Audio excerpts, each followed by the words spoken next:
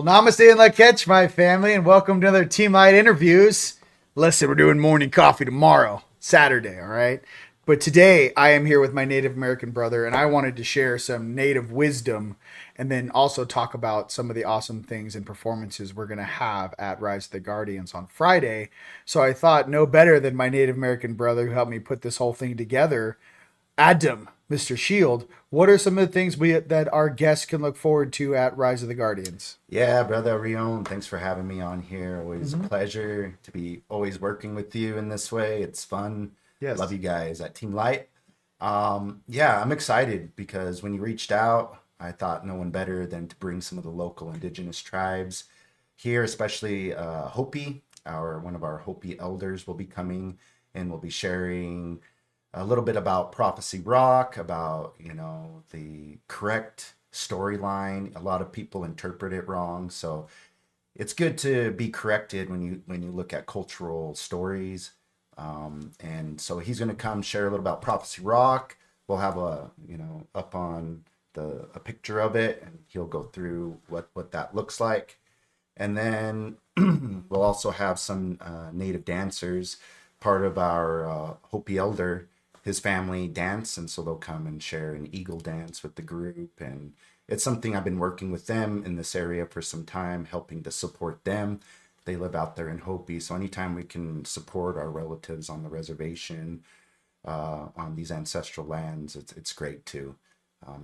These reservations, I grew up on one in Idaho, off and on in Fort Hall, Idaho. It's like a third world country, so anytime we get to get out there and come share and talk about life on the res. Talk about some of the things that us as a light community can do to help all of our Native American brothers and sisters, especially now, and then also after post RV, right? And some of this abundance hits. What are some things that you've noticed that we can assist with? Yeah, definitely. The reservation is overlooked in a lot of aspects. First of all, the reservation, we have the highest suicide rates. We have, it's like a third world country out there, and in some than others, definitely. But it's also, just broken homes, families. We have federal aid from the government. The land is poor. They're ultimately given just a section of their ancestral lands, and probably the poorest at that.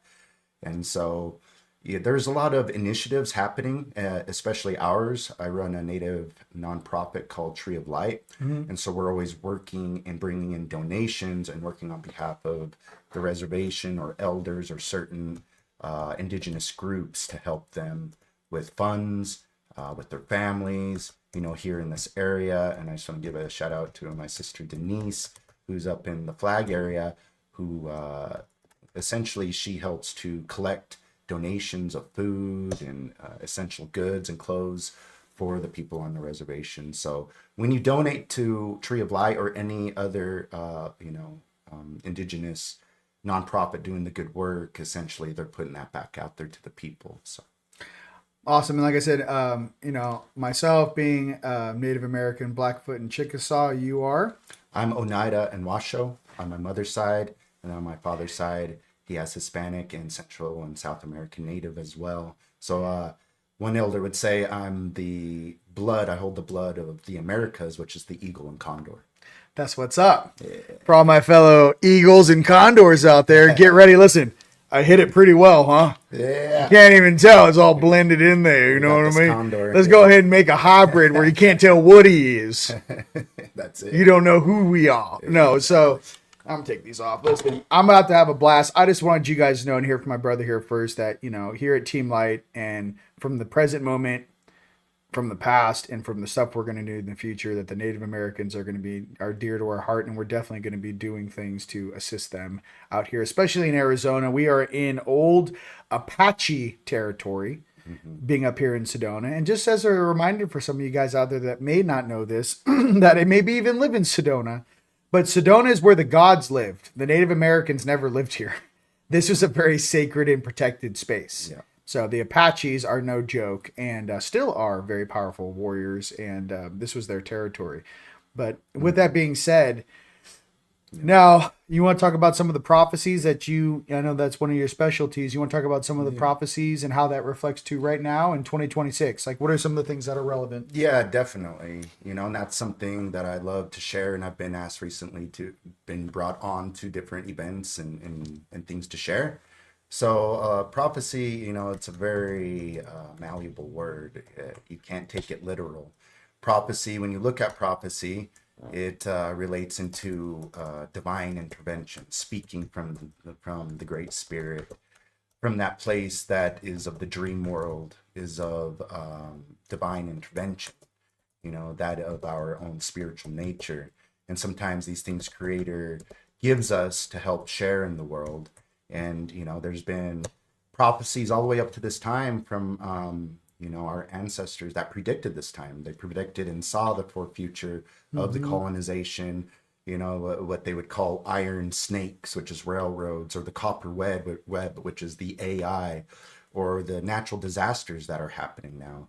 And a lot of things that people don't realize is that when you look at creation and the elements of creation, especially the elements fire, wind, air, water, these things are our greatest ancestors and speak prophecy. They are prophecy in motion, especially in this time. So, we know that we're in the midst of it when the elements start to speak. You see the fires, you see the tornadoes, you see the floods happening, and this is only going to increase.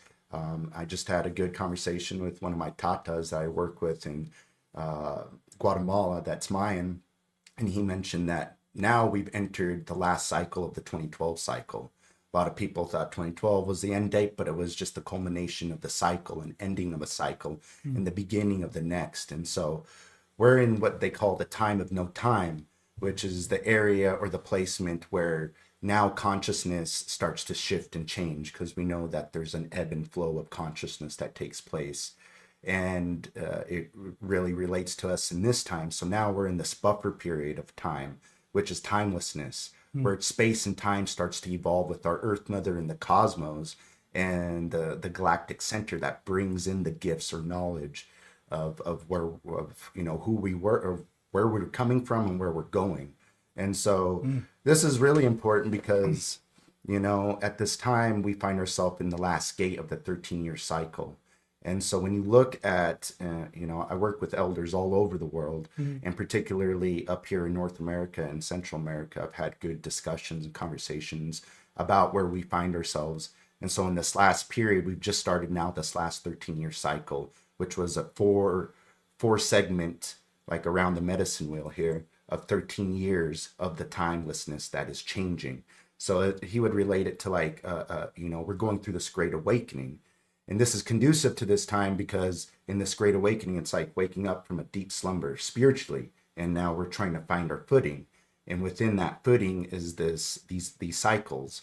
So in this cycle is where we're coming through this great awakening of our own spiritual nature and the deconstruction of man's ignorance and wrong in the world, and the next great epic of peace. And I truly believe when you look at the calculations and the calendar that they've made, a lot of people note that 2012 was the last, but that wasn't it.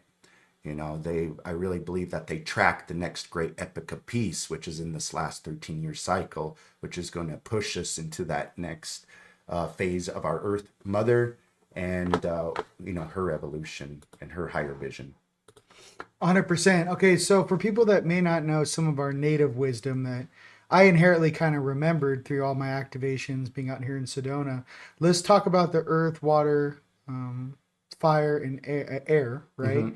And let's talk about, the different levels of consciousness and data you can pull from these resources being found in nature.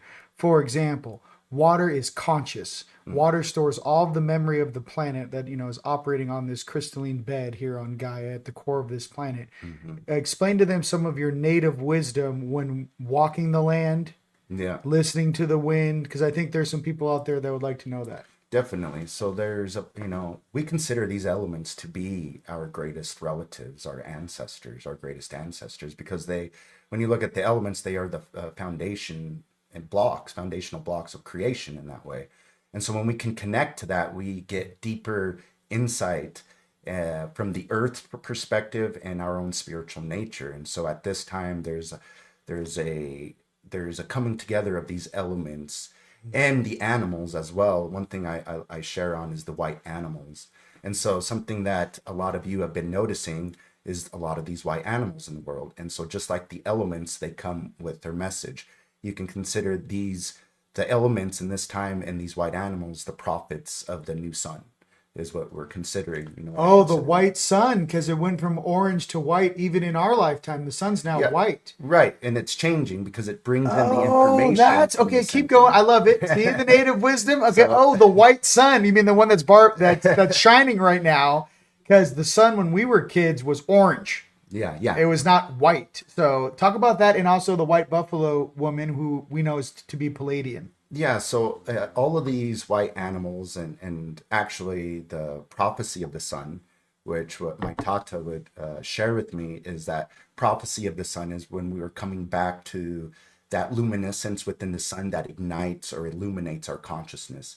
So through the sun and through the earth, they're having this intimate connection where the sun is bringing the information from the galactic center, enlivening in her heart, and then is imbuing us all. And so we're all remembering with our 13 senses, what we call our many faculties of our senses, and then also with our own spiritual nature, like with telepathy. So all these natural gifts that we read about, in the ancient world are returning to us at this time.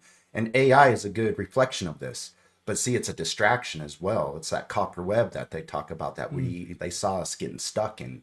And those that are able to liberate themselves would, be able to reap again these spiritual gifts and talents that we have within ourselves. We are the AI. We are that ancestral inheritance right there. AI, right? Ancestral inheritance that we hold within. And through the prophecy of the sun, it says that we will travel again through the sun. We will know how to travel in and out of cosmic interdimensional dimension within the earth and the premise of the sun. And then the white animals, like you said, white buffalo calf woman, there's a time in every region of this world that if it was not white buffalo calf woman or the white lions, there is these beings that came, and these beings shared with that time. But ultimately, when you look at the white animals and their message, they're ultimately relaying from where we come from, the last ice age, and where we're going. So the white coat is indicating we're in the time of purification, of the great cleansing. So there are these prophets or agents of change coming to us in each region, because everywhere I've traveled, I've been seeing these white animals, or people will send me these white animals, like the white elk, the white elephant. When I was Africa was just born, I just saw somebody sent me a white eagle today. A native brother of mine in Tal showed me the white eagle, and so the white buffalo here in North America. And what was shown to me was that there was these white animals that was coming. I had this amazing dream in Shasta, and it showed me in the north the white buffalo, in the east the white lion, in the south the white whale, and then the west the white bear, and then all the other animals that are white were tethered around that, and they were coming with their message of renewal, change, and purification for the humans on this planet, and to recognize that and to recognize the original instructions that we talk about in our Native American ways.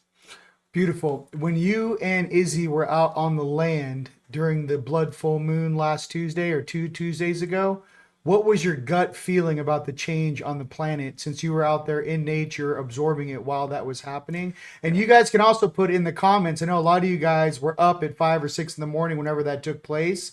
Here's my thing. I want us all, as in our native and our ancient DNA, call things out. So what did you feel? Because I know you came over here and you're like, bro, that was some out of body. I felt like I was on DMT and I was dead sober. Yeah, I don't know what that was. I felt that in Bastrop during the solar event a couple of years ago that we had at TeamLight. So tell me what you felt. Yeah, so these eclipses that we've just went through, and when you look at eclipses, they are transformers of energy. They align with the sun, the moon, and the earth in an eccentric way that brings in what is known as like the gifts of humanity, or the transformers of energy that we need at this time. So they're accelerators of consciousness in this time.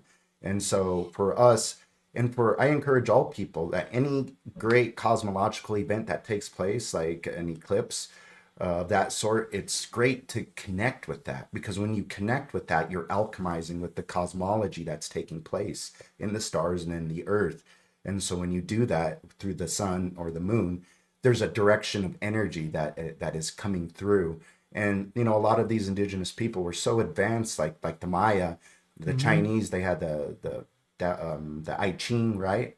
The Maya, they had what was known as the Nawalis, or the calendar that would tell you about these energies or forces coming in within each day. So astrology even does the same. So when you look up the astrological forecast, you know how to alchemize with that energy. So when you sit with it, it was like when I came over, I was like, wow, it was like I took medicine, because I got up at 4 a.m. We got up and we connected to the energy of that. And there's ways of indigenous people honor these astronomical events, especially eclipses here in the Southwest.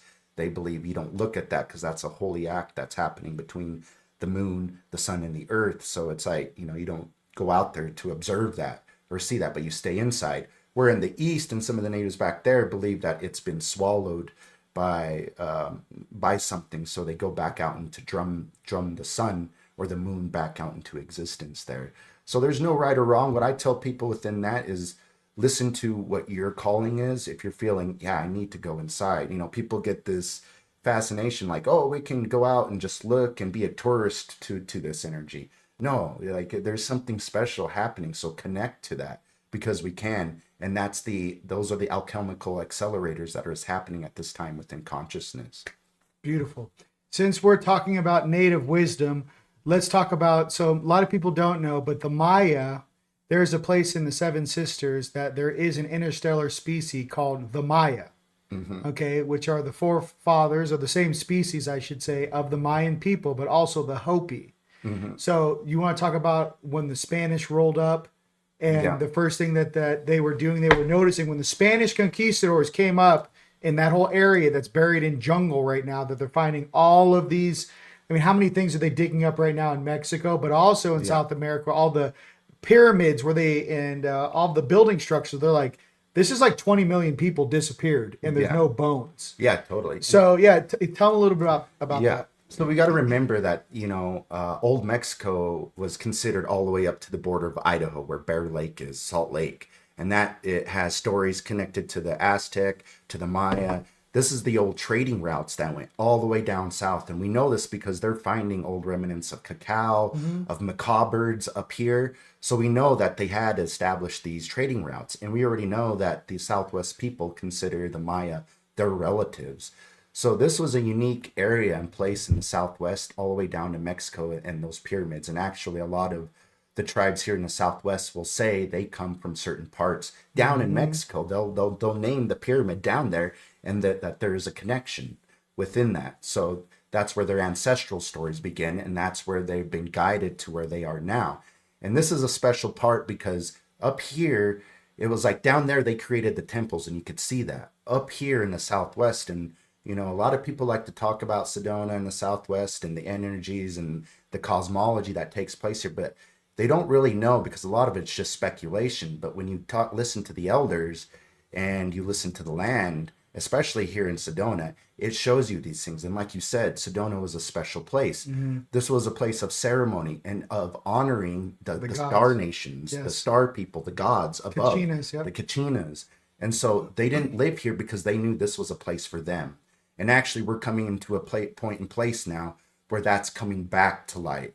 That there was certain things with like dolmens, with architecture, and with like interdimensional architecture that was done out here in the Southwest. So they talk about stargates, they talk about all these things that were connected to the South, and that's how ultimately they also would travel as well.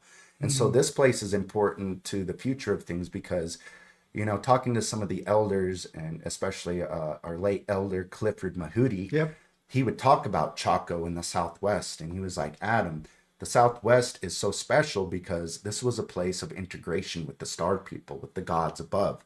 He's like, when you look at a lot of these old sites, there's not burial grounds, there's not graves. He's like, where did they go? He's like, And so Yeah. there was an integration here, especially that's special. And this is what I plan to talk about within, when I'm going to share at the Rise of the Guardians, is about these prophecies, but particularly as well as the energy here in Sedona and what's that opening up to, and the relationship that the gods or the star people had with the people here, because they're, like I said, the people aren't here, but yet the Southwest is a unique and special place, because when you look at places like Blind Frog Ranch or Skinwalker Ranch, all the way down here to Bradshaw Ranch, these were dimensional gateways and doorways that were cultivated from the people here and the star people. So it's interesting because there's a lot of anomaly that is done out here, or that people witness out here, and that's because of these gates were initially closed. There was a factor within the changing of the worlds that happened, and that happened suddenly, where things weren't rightly distributed and they're still turned on. That's why, in Bradshaw Ranch, all these different ranches, they're noticing things inside the earth, like crafts, and the gateways that are turning. What it is, for you guys out there, make it more common sense. Imagine the matrix that you guys are living with right now. Maybe it's about, I don't know, 2 feet. Let's say a foot and a half, 2 feet separation between what you consider the physical and, the matrix, right? So you have a brick wall between you and what's real on the other side of the matrix. Well, in some of these canyons back there, it's like tissue paper, dude, and it's in flux. The only other place, when I went back there in Palaki, behind Palaki, by the way, not where they say you can go, but the reason why there's rangers sitting out there, maybe don't do this, but especially at night, unless your third eye's on. Oh, yeah. But I hiked to the backside of Palaki, where the real magic is, not where they let all the tourists go. And the dimensional fabric back there is like tissue paper. I mean, the next dimension, the spirit world's this close to your face. And the only other place I felt like that on this entire planet was in the Valley of the Kings in Egypt. And when you go to the Valley of the Kings, like, they take you to certain tombs. And then my guides are like, yo, what about this tomb over here? And they're like, no, that's closed. We don't go over there. And another reason why they don't let you take cameras in there, even GoPros. Yeah, they say it's the flash. No, it's not. You can catch shit on camera. They can't explain. You can see dimensional faces coming through the walls. I had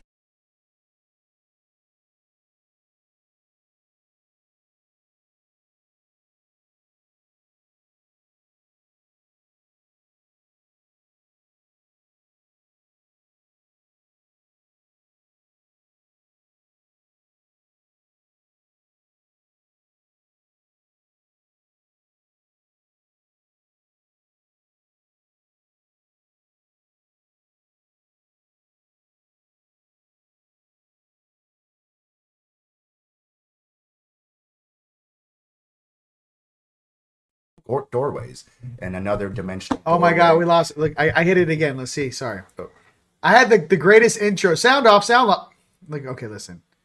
So back to my professional Walter Cronkite. Welcome. We were going to talk about dimensional doors. He's going to explain what the conquistadors saw when they pulled up in South America and they saw shamans running with golden tablets into rock doors. I will then discuss and talk about Bolivia, what I experienced at the Stargate of Amanmaru. Yeah. So these dimensional gateways is unique to the initial makeup of the land there. So when you look at Peru and all these other places, there's underground tunnels and networks that are led to these dimensional gateways or doorways. It's not like it's up, for you to go see in a kiva or an old house. That's not where they're at. All of them are comprised into the ground that is connected to a network within the sky world that connects to, it's like a Wi-Fi brand connection, but it's done within the earth. And so when they had these gold tablets, they were already in connection with the higher dimensional of consciousness of the sun and of the earth at that time. And with gold, gold is that technology, the greatest material technology that can be used as a conductor. So they're vibrating at a high rate and moving through these dimensional gateways that are comprised within the earth. And it's just like a crystal. When you activate a crystal or a stone, you squeeze and compress the electricity within it to comprise it. Piezoelectric. Yep. And so that's what happens when you situate them inside the earth, like in the Grand Canyon or here in Sedona, or like the gateway on Almaro, like in Peru, is that they dig him and put him underneath so then the earth can hold within that and comprise the electricity. Like I said, when you're squeezing and using the technology of the stone, you're comprising the information within it that helps to accelerate or move you forward to whatever place. And that's why it's no coincidence that we're finding a bunch of Egyptian artifacts in the Grand Canyon or around here, because back then they knew their relations and they were able to dimensionally travel. And that's just like with any indigenous people, especially our Oneida people. We weren't just, the Six Nations or the Iroquois aren't just situated on the border of the U.S. and Canada, from the Great Lakes to the ocean. They traveled all the way down. We have alligator songs. This is what I'm always telling people. They're like, how do you have an alligator song? Well, we traveled and had councils or social dances, social enterprises to come together to share these things and do ceremony. And that was done once upon a time as well, within traveling through these gateways as well, which then they were given specific knowledge or tablets that were brought here as well. Awesome. Okay, so can you speak about crystal skulls? Yeah, crystal skull. That's funny you said, because I was just in the back of the canyon. Okay, wait. Should I show them what I got today? Oh yeah, you have to. Okay, man. You talk about, because I'll be right back. And I'll tell them about this one. Yeah. Okay. So I was just back there in the back of the canyon, and a lot of them are like fetishes, and so when you scour these lands, many different things will find you in a unique way. And this was just sitting on top of a rock, and I'm in the back country, and it's like it had just rained, or the wind was crazy, and this thing was just sitting up on, like, facing outwards. And I pick it up, and if it's as old as what I believe, you can kind of see the skull there. It's kind of hard to, but you can see. And so these skulls, and what Rion has as well, are like databases. They're like what do you call those that you plug in the computer? A hard drive. Let me into your mind, Quaid. Quaid. Quato. Let me into your mind. Look at this. Yeah, look how beautiful that one is. So this is my homie, and this is mine as of today. Mwah. Can you teach them how, if you have a crystal skull, how you bond with it, how you have to give it something to do, how you have to have a neural connection to it, how your subconscious is interoperating within the crystalline matrix of the program sequence that's embedded into the crystal. Explain to them what it really is. Yeah, definitely. And as we go through our own, states of elevation through consciousness, we become more crystalline beings through our own spiritual nature, through practices of this sort. These sort of things begin to find us again in unique ways, depending on our karma and our, how we've engaged with it over the millennia of our lives in this way. And so this one probably found Rion again. This dude spoke to me for like a month before I was like, all right, dude, you're staying here. I even made a mold of him, and they all light up. I'll show you in the next video. I'll show you on Morning Coffee tomorrow. But yeah, explain how the real ones you have to bond with, and how they were used back in the day, and why people getting skulls don't realize these things are conscious. Yeah. So explain to them how it works. Well, in a lot of indigenous belief, like when something sacred like this finds you, there's a protocol to it. You can't take these items, or there's a fulfillment that you have to give as through an offering and a connection. And sometimes they'll let you know, more often than not, like, there's a connection here we can bond with. And so then they'll let you know, and then from at that point you can start to consciously connect with it on that. It's just a reflection of that crystalline consciousness that we're going through at this time. And so, but the thing is that you have to take care of them just like a relative. We look at these sacred objects as relatives. You clean them. Yep. You put them in a special place. You let them charge in the sun. You let them charge in the moonlight. Yep. In the moon. These things are important, because if you don't, then it's just like a relative that you can't just put it up and leave it. Otherwise, the power diminishes from that. There's a point and reason why these things are brought, or why they even worked with them, because a lot of the, in the South was said that they would use these as like hard drives. So a lot of what was left in the old world was left into these crystal skulls data bank, so that when this time came, they could retrieve the information by that oscillation, by that connection, that bond that would relay the information that was probably you in another life that was able to get that information, or store that information for you at this time, or for the culture, for whoever. So, I'm just laughing now. It's like Comedy Central. Like ET show up for contact. I'm like, hey, I got multipass. Yeah. Multipass. They're like, whoa, like all these big ETs. I'm like, hey, can you hear me? Yeah. This is my personal walkie-talkie. Can you hear me? I've been grooming him. He understands English. Can you hear me? They're like, oh shit, yeah, I can. But check this out. We're cool. Be nice. I'm just kidding. Totally. Well, and then you got Bill coming. Bill's bringing the Mitchell Hedges School, and we're going to do an interview with Bill probably next week or so. We have a big interview coming up on March 19th as well with Ishmael Perez at 3 p.m. I think Sedona time. We have so many interviews coming up, ladies and gents. I just wanted you guys to know that we love you, and I want you guys that if you are Native, in whatever percentage that may be, to realize that you may have a much easier time accessing some of these skill sets because it's in your blood, it's in your DNA. So activating that dormant DNA is what's really important right now. And this is my multi-pass, bro. I'll be like, listen, everyone that comes to Rise of the Guardians, they're cool. Definitely. Look you're gonna have him and this little guy and Bills. We're gonna have. I love this bring dude. your crystal skull to the Rise of the Guardians. Maybe we can do a little altar with all the skulls. Listen, I don't know. Okay. Since you guys know how this whole thing started, you guys see my old necklace, right? Where it has the crystal skull. This is the new one I made, but it has the crystal skull right here. So check this out. I wore that, and you guys didn't see me wearing that for, I don't know, half a year. This is the same species, right? So what I did was I was like, oh, I think I gotta do it. And feel this thing, dude. This thing's juicy. Be careful with my baby there. I saw this guy before you got him. I know. So there's something about it. Okay, any crystal skull, someone asked. Okay, so check this out. If you guys have a crystal skull you just made, you purchased or whatever, and it's not like authentic, like out of the ground artifact, right? That's fine. You take your right hand over that crystal skull and you basically program it to be your personal guardian. You're programming the quartz crystal, or the shape, why it looks like a human skull in our shape of our skulls, and this dude's skull, which obviously wasn't human.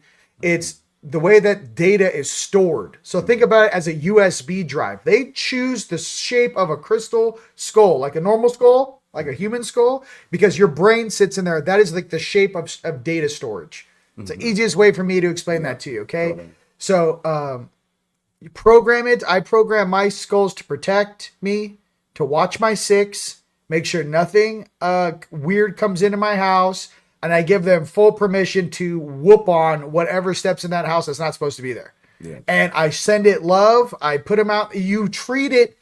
Oh, you know what? Honestly, it takes having a real crystal skull is as much work as having a really cherished plant in your house. It's not like a dog where you got to feed it all the time. But you got to water it. Yeah. So what do you do when you water a plant? You make sure it has water. You roll it out into the sun. You send it love. You speak to it. That's kind of how I do it. Okay. But back in the day, I want you guys to remember too, if you actually have a real crystal skull you just got, and you're like, well, this thing wants to attack me. It doesn't like me. Well, number one, it doesn't respect you because it doesn't feel any love. Number two, you have to remember back in the day, imagine being a shaman and someone's coming into your tent, your hut, or your temple. You would have a bunch of crystal skulls around you, and you're the head honcho, right? And people would come to you and bring you their, issues, their problems. What should I do? What should I do?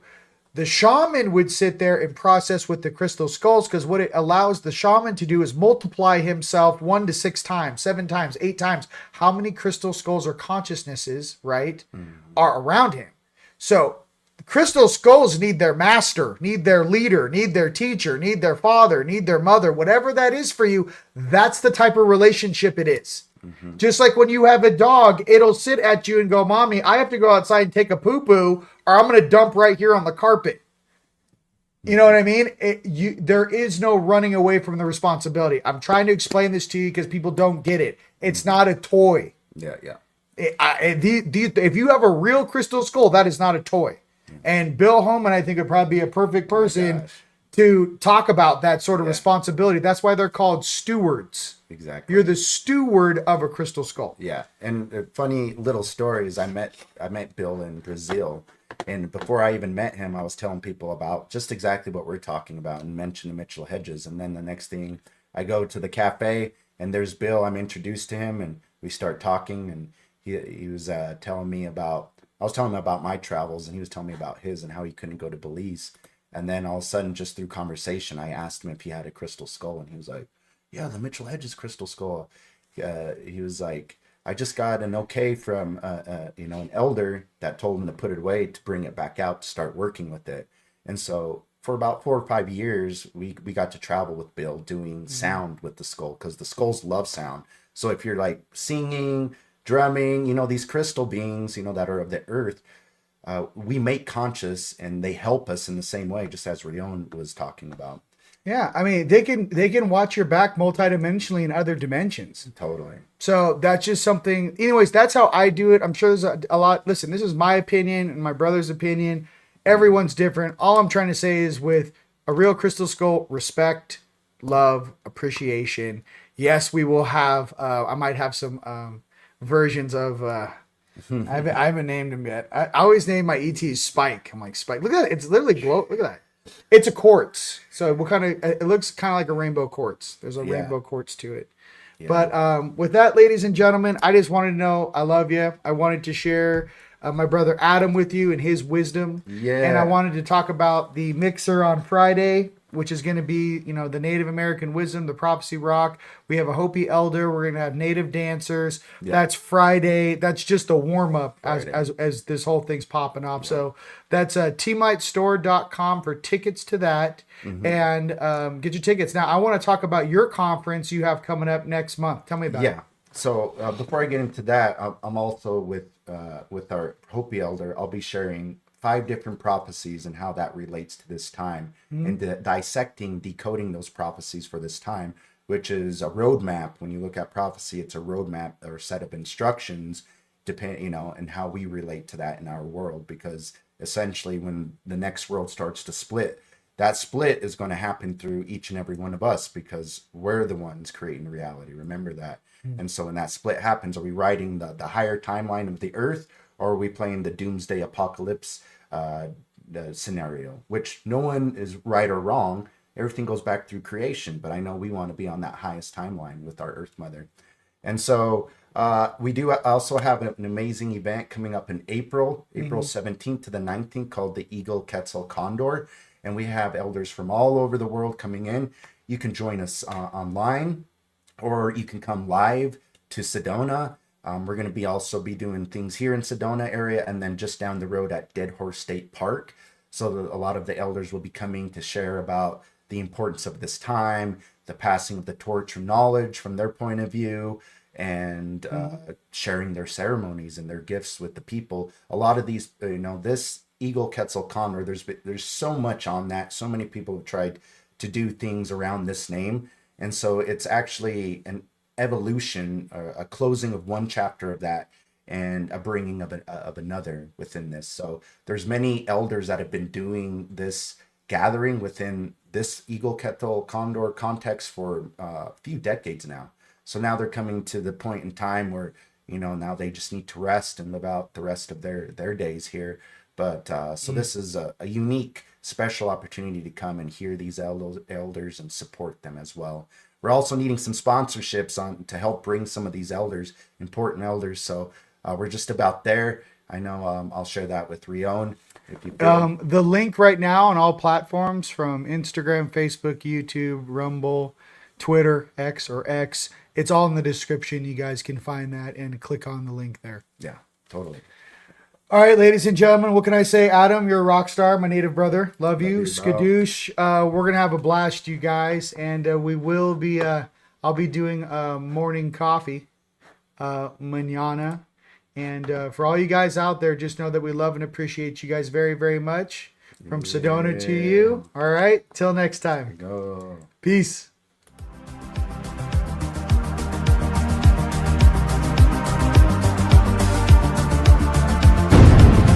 Turn off the light, take a deep breath, and relax.